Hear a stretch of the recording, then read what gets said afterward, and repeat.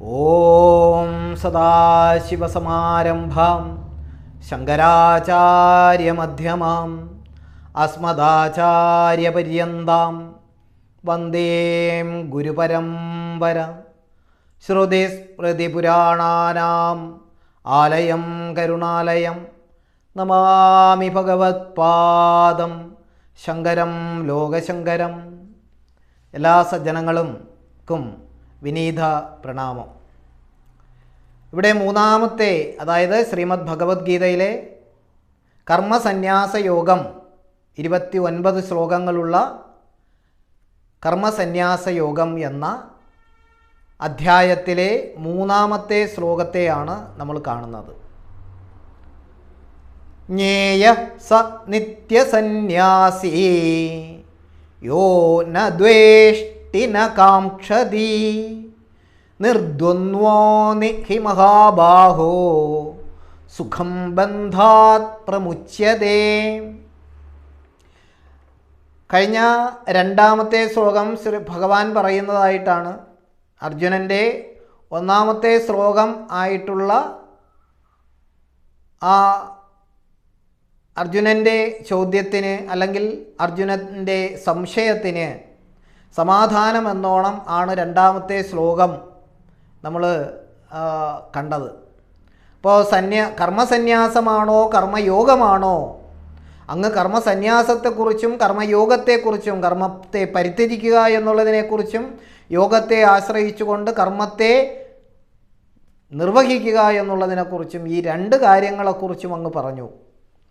എന്നാൽ കർമ്മപരിത്യാഗം നടത്തുന്നവർക്ക് എങ്ങനെ യോഗം ചെയ്യാൻ സാധിക്കുന്നത്?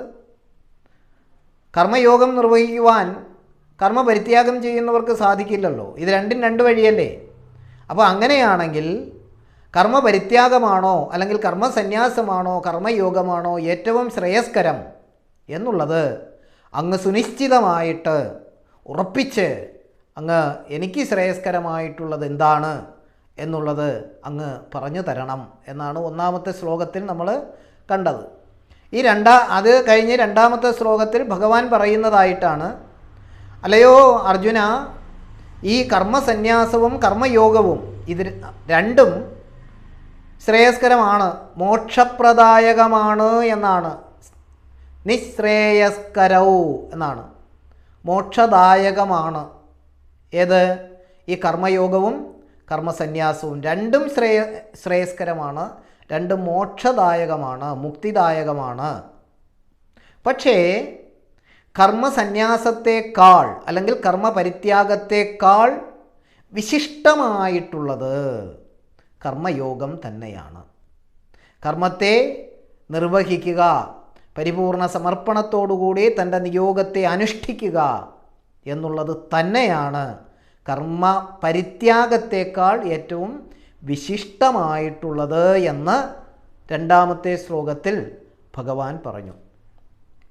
ഇവിടെ മൂന്നാമത്തെ ശ്ലോകം, ജ്ഞേയ സ നിത്യസന്യാസി യോ ന ദ്വേഷ്ടി ന കാംക്ഷതി നിർദ്വന്ദ്വോ ഹി മഹാബാഹോ സുഖം ബന്ധാത് പ്രമുച്യതേ.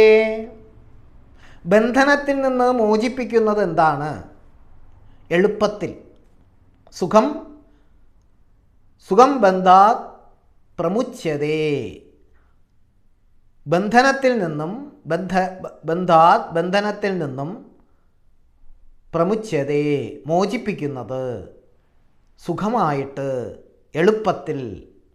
ആ കാര്യമാണ് ഇവിടെ പറയണത്. ഇവിടെ പറയാണ്, യാതൊരുവൻ ന ദ്വേഷ്ടി ന കാംക്ഷതി, ന ദ്വേഷ്ടി ന കാംക്ഷതി, ദ്വേഷിക്കുന്നില്ലയോ, ഒന്നിനോടും ദേഷ്യഭാവമില്ല. യാതൊരുവനാണോ ഒന്നിനെയും ദ്വേഷിക്കുന്നില്ലയോ, ന കാംക്ഷതി, കാക്ഷിക്കുന്നില്ലയോ, എനിക്ക് ഇന്നത് കിട്ടിയാൽ ഞാൻ ഇന്നത് ചെയ്തോളാം, അല്ലെങ്കിൽ ഒരു വെറുപ്പോടു കൂടിയുള്ള കർമ്മം ചെയ്യുക, ഇറിറ്റേറ്റ് ചെയ്തുകൊണ്ട് കർമ്മം ചെയ്യുക, അതാണ് ദ്വേഷിക്കുക എന്ന് പറയുന്നത്. ന കാംക്ഷതി, കാക്ഷിച്ചുകൊണ്ട് എനിക്കിന്നത് കിട്ടും എന്ന വ്യവസ്ഥയോടുകൂടി, ആഗ്രഹത്തോടുകൂടി, ചിന്തയോടുകൂടി, അങ്ങനെ ആരാണോ ഒരാൾ ദ്വേഷിക്കുന്നുമില്ല, കാക്ഷിക്കുന്നുമില്ല, സ അവൻ ജ്ഞേയ നിത്യസന്യാസി, ജ്ഞേയ അറിയപ്പെടുന്നു. എന്തെന്നറിയപ്പെടുന്നു? നിത്യസന്യാസി. അപ്പോൾ കാവ്യം ഉടുത്താൽ സന്യാസിയാവുമോ? സന്യാസി ദീക്ഷ കിട്ടിയാൽ സന്യാസിയാവുമോ? സന്യാസിയുടെ ആശ്രമത്തിൽ താമസിച്ചാൽ സന്യാസിയാവുമോ? അങ്ങനെയൊന്നും സന്യാസിയാവില്ല. സന്യാസി ആവണമെങ്കിൽ ദീക്ഷ വേണമെന്നില്ല, കാവ്യവസ്ത്രം ധരിക്കണമെന്നില്ല. കാവ്യവസ്ത്രം ധരിക്കാത്ത അനേകം സന്യാസി തുല്യരായിട്ടുള്ള ഗൃഹസ്ഥന്മാർ പോലും ഉണ്ട്. സന്യാസിമാർ മാത്രമല്ല, ഗൃഹസ്ഥന്മാർ പോലും ഉണ്ട്. സാധാരണ വ്യക്തിത്വത്തോടു കൂടി ജീവിക്കുന്ന ന ദ്വേഷ്ടി ന കാംക്ഷതി, ദ്വേഷിക്കാത്തതും കാക്ഷിക്കാത്തതുമായിട്ടുള്ള ആളുകൾ ഗൃഹസ്ഥന്മാരുടെ ഇടയിൽ പോലുമുണ്ട്. അവരും സന്യാസിമാരാണ്. നിത്യസന്യാസി എന്നാണ് പറയണത്. ജ്ഞേയ നിത്യസന്യാസി, ന ദ്വേഷ്ടി ന കാംക്ഷതി. യാതൊരുവനാണോ ദ്വേഷിക്കുന്നുമില്ല, കാക്ഷിക്കുന്നുമില്ല, അവൻ ജ്ഞേയ നിത്യസന്യാസി. ജ്ഞേയ അറിയപ്പെടുന്നു, നിത്യസന്യാസിയായി അറിയപ്പെടേണ്ടതാണ്. അല്ലയോ മഹാബാഹോ, അർജുനനെ ഇവിടെ അഭിസംബോധന ചെയ്യുന്നത് അല്ലയോ മഹാബാഹോ എന്നാണ്. ഹി എന്തെന്നാൽ ദ്വന്ദ്വങ്ങളില്ലാത്ത, അല്ലെങ്കിൽ രാഗദ്വേഷാദികളില്ലാത്ത. ദ്വന്ദ്വങ്ങൾ എന്ന് ഇവിടെ ഉദ്ദേശിക്കുന്നത് രാഗദ്വേഷാദികളില്ലാതിരിക്കുക എന്നുള്ളതാണ്. അപ്പോൾ രാഗദ്വേഷാദികളില്ലാത്ത അവൻ സുഖം ബന്ധാത് പ്രമുച്യതേ. രാഗദ്വേഷാദികളില്ലാത്തത് കൊണ്ട് അവൻ ബന്ധത്തിൽ നിന്ന്, ബന്ധം എന്ന് പറയുന്നത് ഇവിടെ ഉദ്ദേശിക്കുന്നത് കർമ്മബന്ധം എന്നാണ്. നമ്മുടെ സർവ്വ ദുഃഖങ്ങൾക്കും സർവ്വവേദനകൾക്കും സർവ്വ ഡിപ്രഷനും സർവ്വ ആങ്സൈറ്റിക്കും സർവ്വ ടെൻഷനും ഒക്കെ കാരണം എന്ന് പറയുന്നത് ബന്ധനമാണ്. എന്തിൽ ബന്ധിക്കുന്നു? കർമ്മത്തിൽ ബന്ധിക്കുന്നു. ഏതൊരു കർമ്മം ചെയ്യുമ്പോഴും ആ കർമ്മം ചെയ്തതിന് ശേഷം കർമ്മത്തെക്കുറിച്ച് ചിന്തിക്കുമ്പോൾ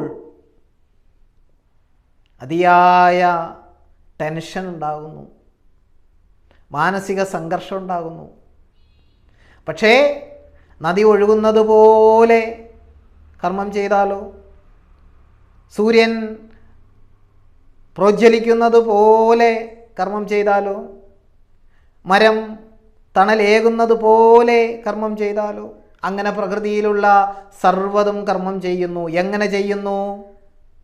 അതതിൻ്റെ സ്വഭാവത്തോടുകൂടി കർമ്മം ചെയ്യുന്നു. സ്വാഭാവികമായിട്ടുള്ള കർമ്മം എല്ലാ ജീവജാലങ്ങളും നിർവഹിക്കുന്നു. പക്ഷേ മനുഷ്യൻ കർമ്മം ചെയ്താൽ കർമ്മത്തെക്കുറിച്ച്, ചെയ്ത കർമ്മത്തെക്കുറിച്ച് ആധി പിടിച്ച് അത് ശരിയായോ ശരിയായില്ലയോ, അതിൽ നിന്ന് എനിക്ക് എന്ത് കിട്ടും കിട്ടില്ല, ഇതിനെക്കുറിച്ച് ആലോചിച്ച് ചിന്തിച്ച് തലപുണ്ണാക്കി വിഷാദമഗ്നനായിട്ട് ജീവിക്കുന്നു. ഇനി ചെയ്യാൻ പോകുന്ന കർമ്മത്തെക്കുറിച്ചും ഇത് തന്നെയാണ്. ചെയ്യുന്ന കർമ്മത്തെക്കുറിച്ച് ഉള്ള ആദി അത് വേറെ, ഇനി കർമ്മം ചെയ്യാൻ പോകുന്ന കർമ്മത്തെക്കുറിച്ചും അത് തന്നെയാണ്. അപ്പോൾ ഇത്തരത്തിലുള്ള ദ്വന്ദ്വങ്ങളില്ലാതെ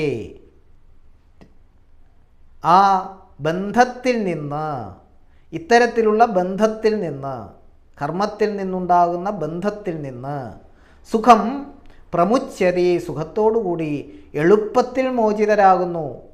കർമ്മം ചെയ്യുന്നു, പക്ഷേ ആ കർമ്മം ഇത്തരത്തിലുള്ള ആളുകളെ ബന്ധിക്കുന്നില്ല. ഏത് തരത്തിലുള്ള ആളുകളെ?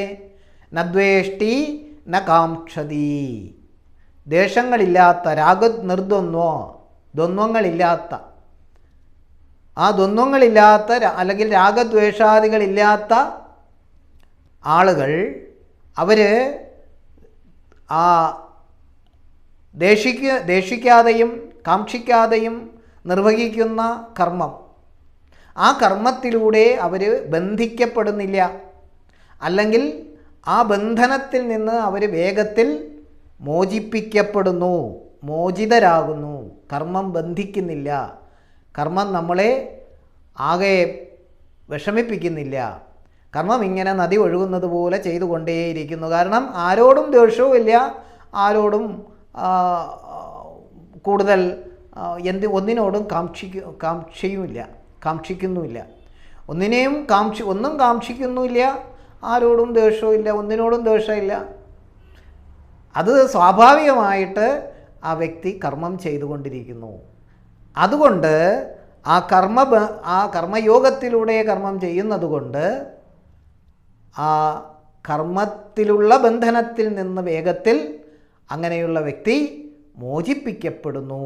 അതുകൊണ്ട് അല്ലയോ അർജുനന്മാരെ, ഈ വിധത്തിൽ കാംക്ഷയും ദേഷ്യവും ഇല്ലാതെ സ്വാഭാവികമായിട്ട് നമ്മളിൽ നിക്ഷിപ്തമായിട്ടുള്ള നിയോഗത്തെ, കർമ്മത്തെ അത് അനുഷ്ഠിക്കുക, കർമ്മയോഗത്തെ ആശ്രയിച്ചുകൊണ്ട് അനുഷ്ഠിക്കുക എന്നുള്ളതാണ് ശ്രീമദ് ഭഗവത്ഗീത ഈ 3-ാമത്തെ ശ്ലോകത്തിലൂടെ നമ്മളോട് പറയുന്നത്.